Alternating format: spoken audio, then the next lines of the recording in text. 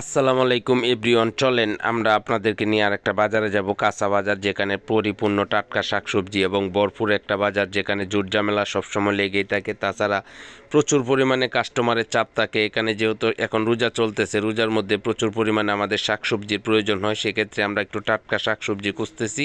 আর টাটকা শাকসবজি খুঁজতে গেলে সাপ্তাহিক বাজারগুলোকে আপনি টার্গেট করা সবচেয়ে বেটার। এটা হলো দুলদিয়া গচিয়াটা কটিয়াদির বাজার। এখানে প্রচুর পরিমাণে মানুষের চাপ, আপনার কাঁচামালের কোনো অভাব নেই।